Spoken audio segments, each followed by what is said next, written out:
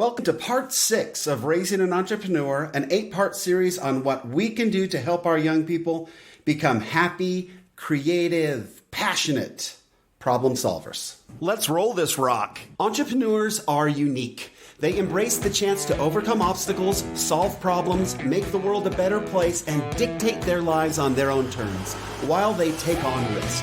These are their stories. My name is Aaron Stewart, and I have been researching and living entrepreneurship for the past 30 years. And I now welcome you to the Little Black Couch, a journey in entrepreneurship. Hey everyone, thank you for joining me today on part 6 of Raising an Entrepreneur. I appreciate you being here. This has been such a fun series to put together, but it has been so much work. Very fascinating, though. I started this project about 10 years ago. Originally, it was under the name of Every Dad and Every Mom, a CEO, and I purchased those domains, and that's where I was going to really focus on it. And the idea was to go out and meet with really successful CEOs and talk to them about, hey, how do you treat your employees, and how do you treat your family, and what are the differences, and what are the similarities, and what do you think should be done at home differently based on your CEO experience, and what do you think should be done differently at work based on your home experience. And it was a fascinating sort of an idea and concept, but that's what started my mind in all this and this pathway. And so a lot of the research that we've done in entrepreneurship and education and what that does to one's perception, and then going through goals and tasks and all that, and how do we get somebody moving, and what kind of infrastructure do we need in some of these underdeveloped countries to get that going, and all of that had brought us to a point where we also need to start worrying, if we start earlier in these lives of these young people in developing countries and really everywhere, can we create a generation of supercharged problem solvers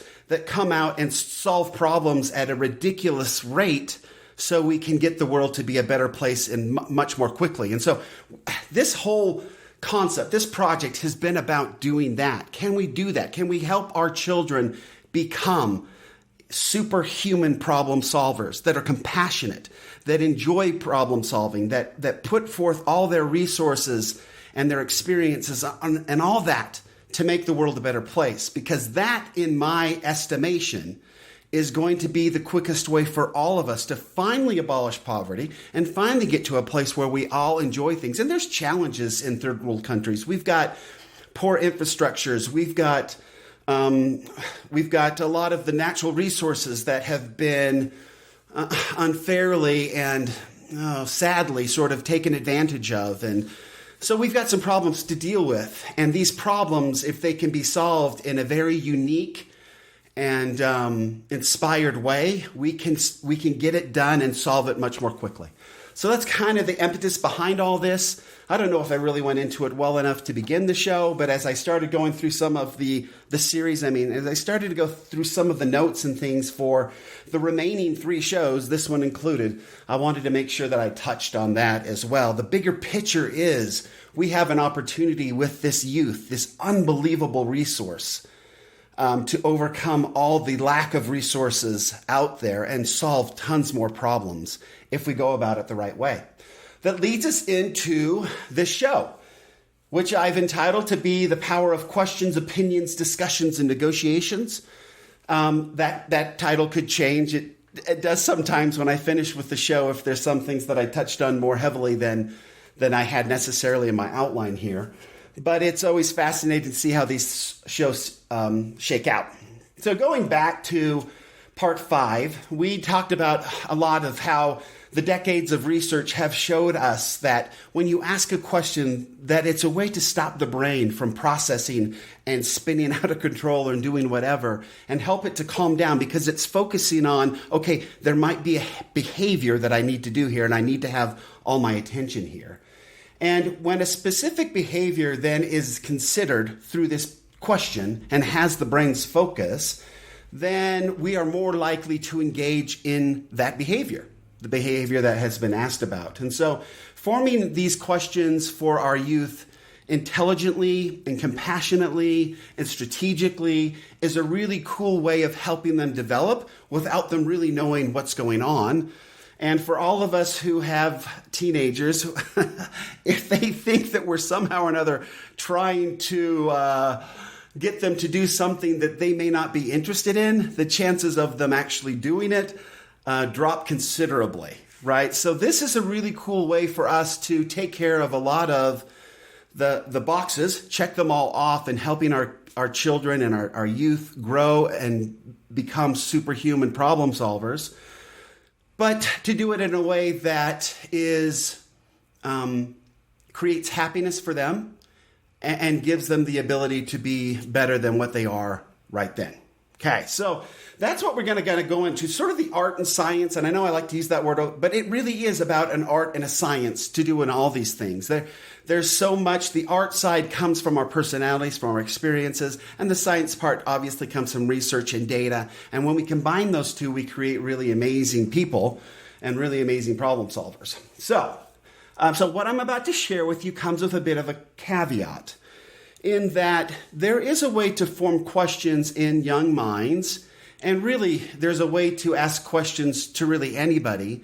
And if we have less than honest intentions, we can be very manipulative with our questions and with the power of questions, because when we understand how the brain works and we understand that questions have this sort of power, and if we suggest a behavior after a question that might lead that person to that particular behavior, it gives us a degree of power to start controlling minds. And so that's always the concern when you get into this type of work, is that you hope that the people that are listening are concerned about really developing wonderful young people who are happy and well-adjusted and problem-solving and passionate people, and not trying to form them and get them to become what this particular person wants them to become. So if there's people out there who want their children to be doctors and are not taking into consideration what their kids want to do, then I would hate for them to have this power.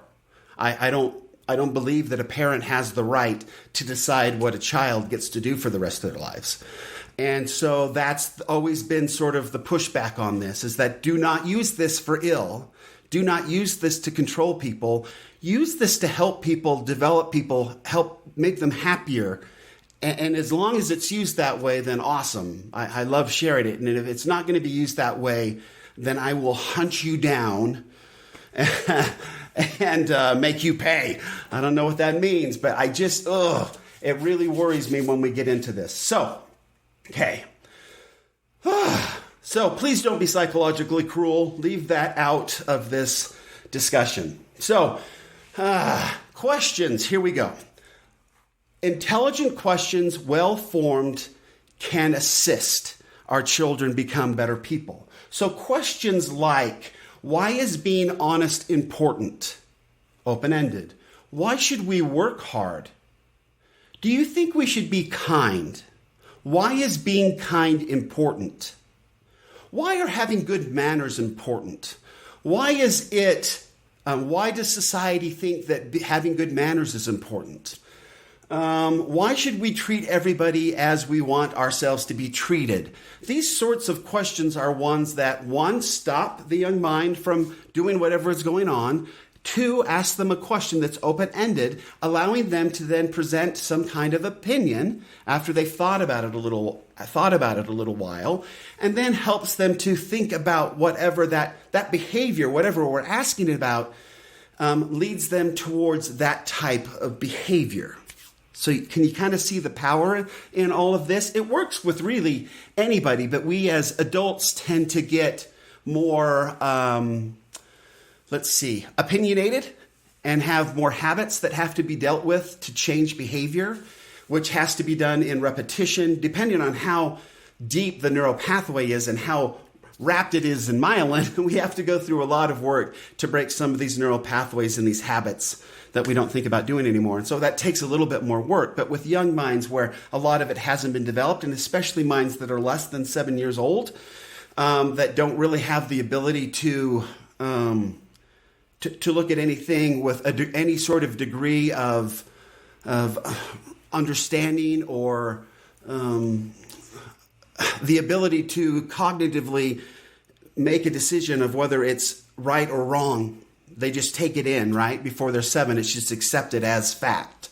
So these types of questions can be very influential to those that are younger than 7, but they are sort of big questions. You're not going to get really in-depth, wonderful answers. That comes later. But even in young minds that haven't had the opportunity to develop these really deep neural pathways and think about them, gobs of times, we have the ability to then help them start developing these pathways to wonderful characteristics and attributes that would bless them for the rest of their lives.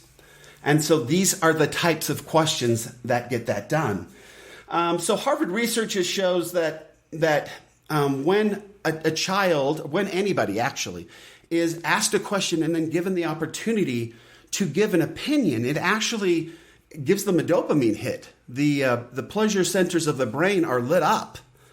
And so when somebody else asks for our opinion, it jazzes us up. It makes us feel good about it. And so it's really a fun way to help children be happy, to feel good about themselves, to feel good about life. That an adult or somebody that they love is asking for an opinion is empowering and helps them develop this idea that offering opinions, that they're valuable and that their opinions, they don't know why they feel good, but because they're offering their opinion, they do feel good about it. All right. So if we break down these types of questions, then we can see the power of it. So for example, if I asked a child, hey, why do you think we should be kind? And they think about it and they come up with, quick drink, I apologize, and they come up with their explanations. Well, because it's nice. Well, because it makes somebody else happy. Well, because then I feel good about myself or whatever, right? Whatever they come up with, they will offer their opinion. These are the reasons why you should be kind. 1, leading them to the behavior of being kind, which is wonderful. 2, allowing them to give an opinion. Again, dopamine hit, which is wonderful. And then giving them the ability to start thinking about other people. Right? This idea of being kind obviously is to other people, right? They're the beneficiaries of us being kind, and getting them this idea of reaching out and being connected, also wonderful. So those are how these questions become very, very powerful. And one of the, and these types of behavior can help our children overcome maybe some difficulties they're having and help them to open their minds a little bit and be a little bit more accepting of maybe something they're not totally thrilled with at any given time. And I really saw this work out very well in our own family. We had a little house, and at one time when we first moved into it, so we have 3 children, and at this particular time, our youngest was just a baby. So when we moved into this house, we had her crib upstairs, so it was convenient for us. And it was in this corner room that eventually became the office. But at that time, it was the baby's room. And then we had a guest room that my mother happened to be living in at the particular time. And then we had 3 bedrooms downstairs, one of which was being occupied by my sister-in-law, as she was single, going to school, and needed a place to stay. And she was a wonderful help back then. So she was staying with us. And then we had the 2 boys actually sharing a bigger room, the biggest room downstairs, because the 3rd bedroom we found out was built improperly and they had basically boarded over a window. So every time it rained, the room leaked. So it smelled bad. It was horrible. And we were in the process of fixing that all up. So we only had 2 bedrooms downstairs that were functional, and every other bedroom upstairs was full. Well, as our daughter got older, it got to the point, and my mother moved out into a new place. My sister-in-law got married and moved out. So now all of a sudden it was just the 5 of us, and we had this house with a bunch of rooms. And so my wife and I were talking about what we could do with these rooms to make it most efficient for us. We decided, obviously, we'd gotten the room downstairs fixed, and way too much money was spent to get it fixed, and we had a sump pump put in, and the sump pump's has never ever fired up once. We had it fixed properly. Turned out great. My father came in, who's quite brilliant, with his little mini X, and he made short work of fixing the whole entire thing. So now we've got two really cool rooms next to each other. So the boys now weren't sharing a room. We put them in those two rooms, and we decided that Tacey was old enough now, she was in a big girl bed, that she could have this third bedroom downstairs, and then we would have this buffer, right, where the kids would be downstairs, the mess would be contained, and then my wife, Carol, who loves to have a neat and tidy home at all times, and I joke about it all the time that it feels like we live in a model home because she loves it. She loves it all clean. If you looked at my desk right now, you'd realize that she and I don't necessarily agree on that point. And if you scanned my office real quick, a little clutter here and there doesn't really bother me. I don't see it. But her, it has to be completely tidy. So we had come up with this really great plan for our family, air quotes, our family. This is what's best for everybody. We've decided. So the boys were thrilled. They now all had their own rooms, and they'd never had their own rooms before. They'd always lived together growing up. They're only 2 years apart. We dressed them the same growing up. They were at a private school, so they had to wear uniforms anyway, but it was just really easy. They're always about the same size, and so they moved now for the first time into separate rooms, and we took our little girl, who now for the first time in her life was not on the same floor with her parents, and she now was downstairs in a corner of the house that was furthest away from the stairs in a large room. It was the biggest room down there, and we thought that she would be thrilled to have the big room, but she felt quite isolated, and she was a little scared, frankly, to be down there. And so we loved how things were set up now. I mean, we were thrilled that corner room where the crib was now an office, so my wife could do all her creative, wonderful things. We had a guest room back, so when people came to visit, not that many ever did, but if they did, we had a guest room that became, an exercise room and a storage room, and it's one of those rooms. And then we had like a nice little front room, and we had all our kids downstairs, and they had a big area to play, and it was great. This house was finally working for us. But our poor little girl was terrified to be down in this little room, and she didn't want to be there. But we really wanted her to be there because things were going so good. I mean, to have a whole, as a married couple, to have a whole floor to yourself as your living space is extraordinary, right? It's quite something. And so we really wanted this to work out. Well, my wife wisely sat down with our little girl and said, okay, well, what can we do? What can we do to make this room better for you? What can we do to make this room yours? And so we had a little discussion with her. And so she decided that she wanted to paint the room pink. Well, that's hard for us. We like to have all of the rooms in the house the same color. At least I do. I don't like a bunch of different rooms with a bunch of different color. It just seems too chaotic for me in my mind. So I like all the house the same color. So now my daughter asked to have a room that was pink, right? She wanted a great big pink room. And so my wife agreed with her. And they went out and chose a color and went in together and painted it together. And she was thrilled. And then asked her, what else can we do to make this room yours? And she's like, well, I'd like to have more of my toys moved in here. We had toys out in the center room, so she got to move some of her toys in there. And we made a little toy corner for her. We took the closet and actually turned it into sort of a slash closet and a kind of a little house with a couple little windows and stuff, so she could have kind of a playhouse in her room. And then she chose a new, I think, comforter and things to kind of match the pink walls. Well, folks, when that was done, she had now created something that was her creation, that she had been part of, that she had thought about, that she had offered her opinions and had gone in as a team and created this sort of thing. She loved that room.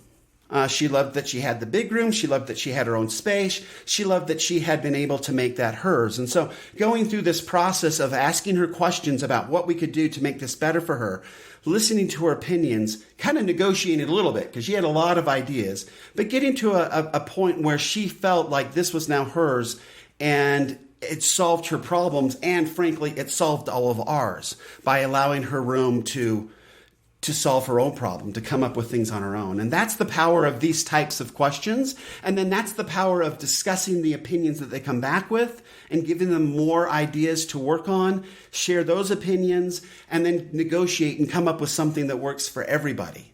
That's the power of what we're able to do here with these types of questions. Now, This part of it is this next little section. We've talked about questions and the power of questions. We've talked about how they stop the brain, how we can then lead them to a very good, positive behavior that will benefit their lives. We've asked them questions about how to solve problems for others, to create connection, to give them a dopamine, have them feel happy, have them feel like they're valued, all of that. But there's another portion to raising a child that becomes difficult, and that is when you ask, we need them sometimes to do things that they may not want to do.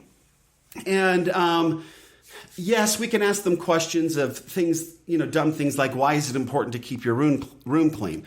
Well, I personally find that to be a stupid question, where my wife might find it to be a very important question. So parents can have differing opinions on that.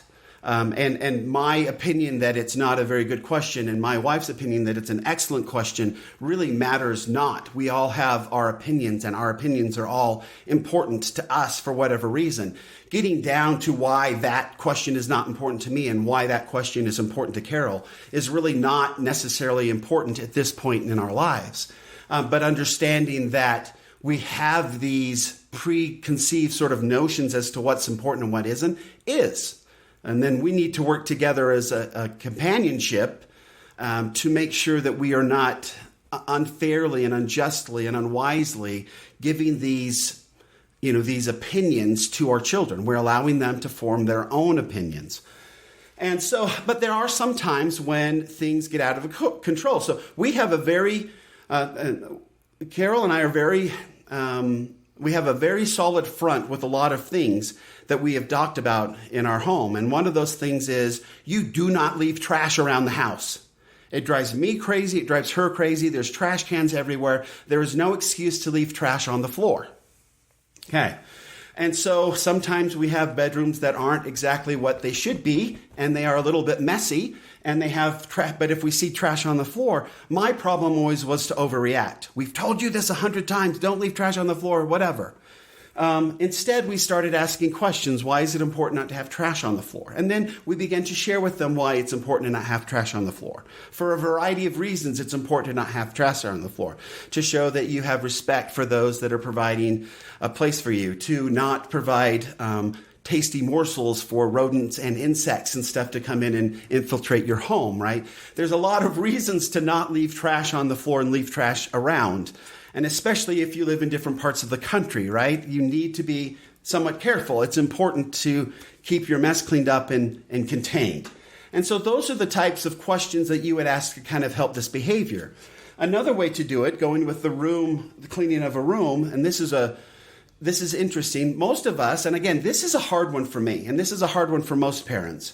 When we see a messy room, it's easy to just say, and I use this just as an example, you can say a lawn that's not mowed, you can say a dog that's not fed, whatever it is, that clothes that aren't folded, doesn't matter. But if we see something, we want to say, hey, and give an order. Get that room cleaned up. Fold those clothes. Go mow that lawn, right? Because we're the authorities and we want to get them going. A better way to do it, to help them develop some kind of sense of choice and consequences, to say, hey, how long is it going to take you to mow that lawn? You can leave it open-ended. If they're not very good with open-ended questions, and there's some kids that just aren't, you could say something like, hey, can you have that lawn mowed in the next 2 hours? And give them some leeway there. Can you have your room cleaned in the next 2 hours? And then if they say yes, then you're done at that moment, but you do have to now set a timer, right? And that's where it becomes somewhat difficult as parents to maintain and monitor these things, because then we have to follow up on them, and that means that we've now created work for ourselves. But depending on how we want our youth to develop, this is an important part of the game. After those 2 hours, if the job has not been done, then it's time to go back and say, hey, why didn't you clean your room in those 2 hours? And give them a question for them to give you some kind of an answer. Now, this is where we get into a problem with either excuse or reason. Excuses are reasons why they didn't get it, where they're trying to blame other people, and reasons are simply just the honest truth. And we always want the honest truth.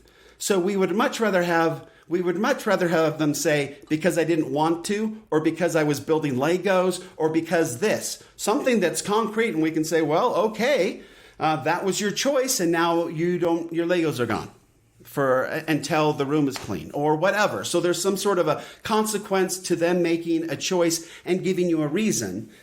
If there's any sort of excuse that comes out of it where they're trying the blame game and pushing it to someplace else and they're not taking responsibility, we need to put an end to that. There's some research out there that young people, and it was from, I've got them here in my notes somewhere. Let me see. Let's see if I can find it here. We'll keep going.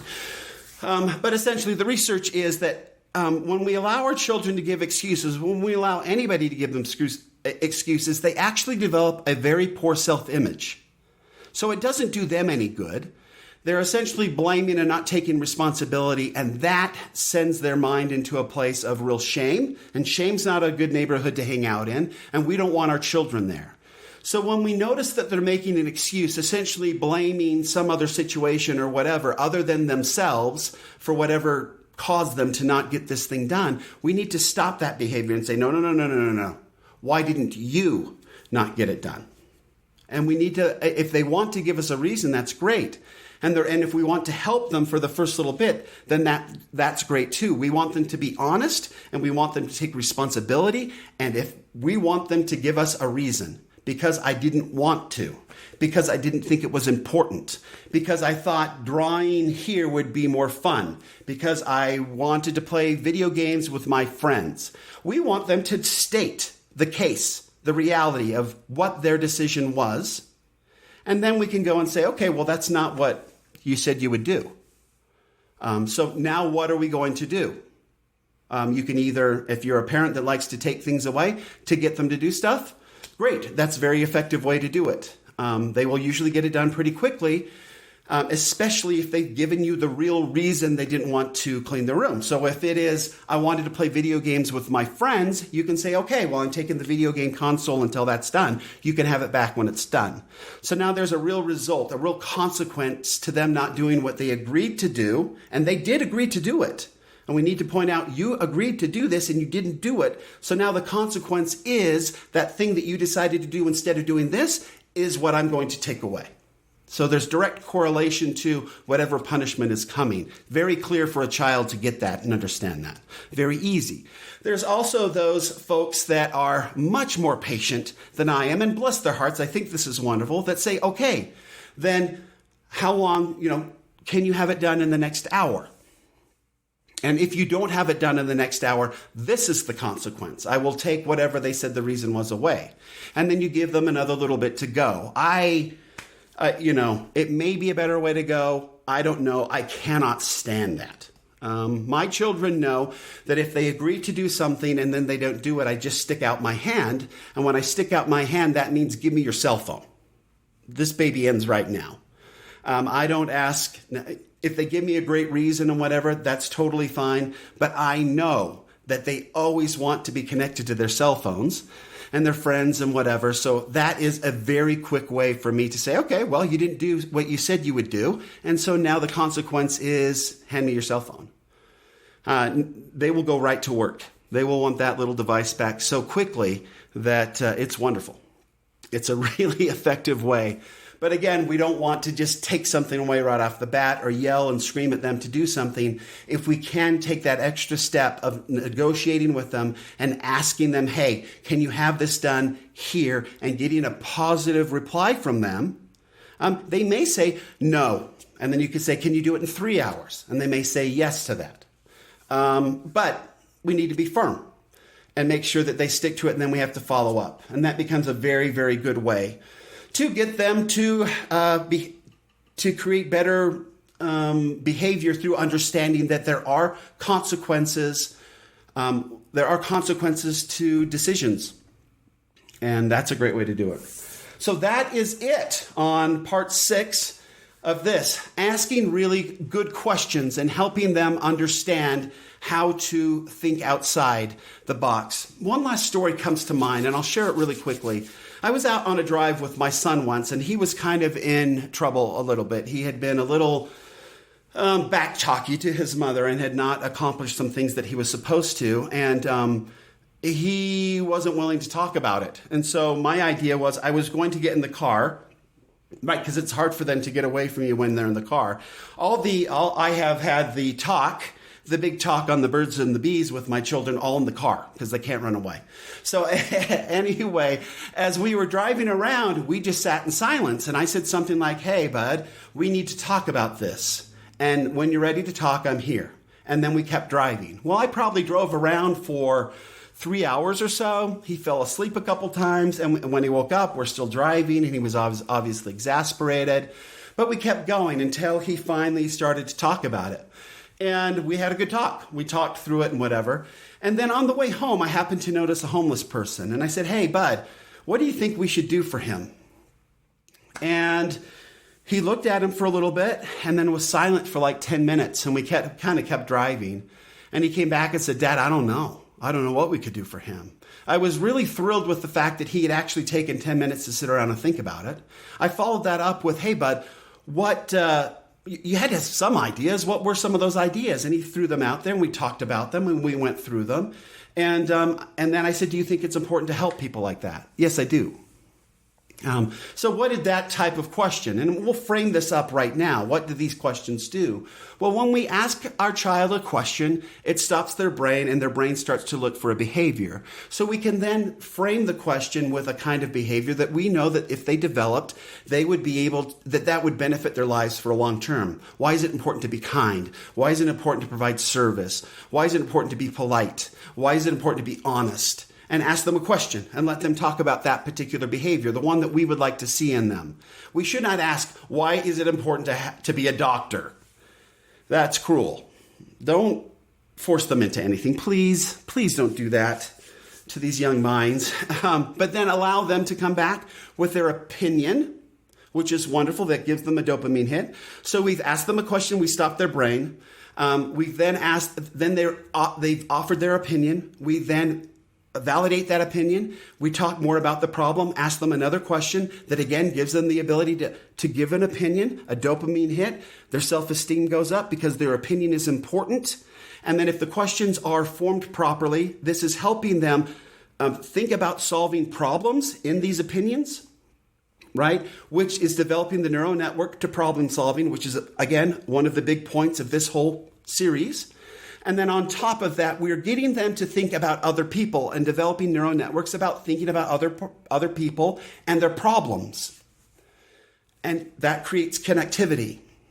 So we have done a really amazing job with some of these super intelligent questions and helping them become happier, passionate problem solvers. And that will do great things for us going forward. Thanks for joining me here in part 6 of Raising an Entrepreneur. Hopefully it's been helpful. Questions are so powerful. The opportunity of them to give opinions, the opportunity for us to have discussions with them and to let them know that we appreciate and understand and love that they have these opinions and that these opinions are important, are so wonderful for them. And then the opportunity to negotiate and help them understand that there are consequences for their choices.